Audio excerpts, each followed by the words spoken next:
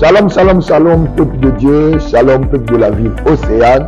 Je fais cette vidéo pour remercier principalement notre précieux ami, le Saint-Esprit, le remercier pour son assistance, le remercier de ce qu'il a permis que cette activité soit une réussite. Cette activité que nous dénommons les dimanches, ou bien le dimanche du Saint-Esprit. Je remercie aussi tout le peuple de la ville Océane, le peuple de l'église RCN, ainsi que ceux qui nous suivent via les réseaux sociaux, principalement la plateforme Facebook, sur ma page Prophète Gaius Hugoni officiel. Vous étiez là présents, certains en présentiel, d'autres sur Internet, et on pouvait tout simplement voir cette joie se manifester de vous. On pouvait tout simplement voir comment plusieurs étaient heureux et contents d'être dans la présence de leur Seigneur. Je remercie tous les serviteurs, principalement de l'église RCN. Nous avons vu votre dévouement. J'ai vu votre implication. Certains dans les médias, d'autres dans la technique. J'ai vu le dévouement et le travail acharné des chantres, de la technique, des vidéastes, ceux de la caméra, de la sonorisation. En tout cas, tous les serviteurs ainsi que les mamans de l'église RCN. Pour cela, je prie que le Seigneur vous bénisse abondamment. Je ne peux pas terminer cette vidéo sans remercier tous mes fils et mes filles, comédiens, humoristes, qui sont certains à Pointe-Noire, d'autres à Brazzaville.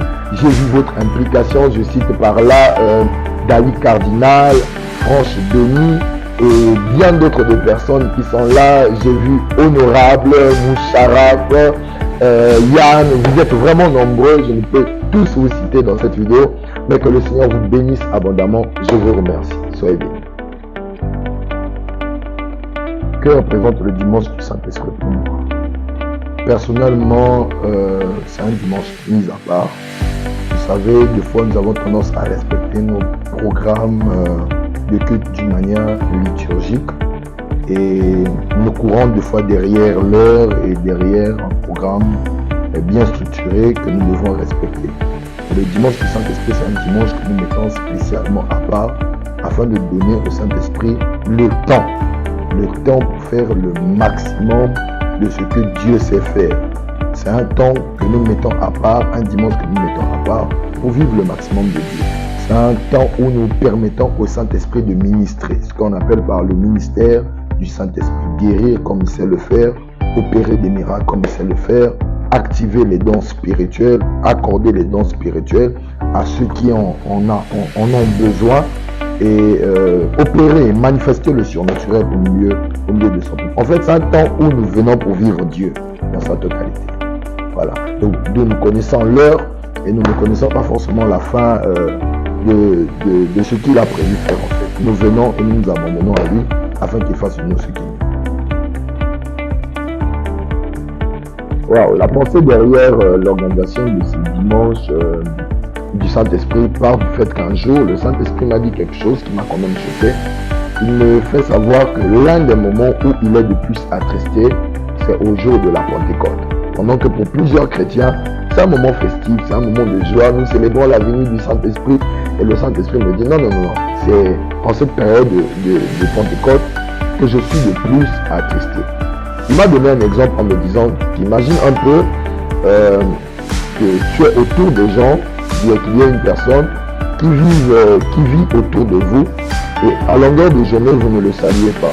Pendant beaucoup de temps, vous ne le saluez pas, mais vous attendez que le jour de son anniversaire pour lui souhaiter joyeux anniversaire. C'est quand même choquant, c'est quand même frustrant.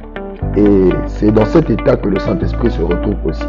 Nous ne parlons pas de lui durant nos journées, nous ne parlons pas avec lui, nous ne communions pas avec lui durant tous nos mois passés et nous n'attendons que la Pentecôte pour considérer sa personne, son existence. Et vous verrez par là les jours de Pentecôte, certains l'appelaient même mon cher ami, mon précieux Saint-Esprit, tandis que pendant 9 mois, pendant 11 mois plutôt, il n'a jamais été notre précieux, on ne l'a jamais adressé la parole. Donc c'est un peu de là que m'est venu ce fardeau, celui de restaurer cette conscience de la présence du Saint-Esprit ou bien de la personne du Saint-Esprit. Parce que certains considèrent que c'est une expérience, c'est du feu, c'est du vent. Le Saint-Esprit m'a vraiment donné ce fardeau de ramener cette conscience qu'il est une personne, de restaurer cette conscience qu'il est une personne et que nous devrions entretenir une relation avec lui. Parce que la vie chrétienne n'est pas une religion, c'est une vie. Nous devons entretenir une relation perpétuelle et quotidienne avec lui. Voilà. Comment je me prépare pour ce genre de culte, ou bien principalement le culte du dimanche du Saint-Esprit? Il faut déjà admettre que c'est une activité très stressante, croyez-moi. Tout le monde autour de moi subit déjà la pression, principalement ma femme qui subit la pression, vraiment la pression que j'ai, le stress déjà que je dégage parce que je finis par stresser tout ce qui est autour de moi. Mais me concernant, déjà la semaine de l'activité, bien que mes préparations peuvent débuter il y a fort longtemps, et principalement dans la semaine de l'activité, je disparais de l'église. Même chez moi à la maison, ma femme elle a du mal à entrer en contact avec moi parce que je suis vraiment enfermé. Je cherche la face du Seigneur. Je suis dans le jeûne, la prière, la contemplation, la méditation de la parole. S'il faut faire court, vraiment, je me dispose comme un vase, un instrument entre les mains du Seigneur afin que le Seigneur passe par moi pour répondre aux besoins de son peuple. À quand le prochain dimanche du Saint-Esprit?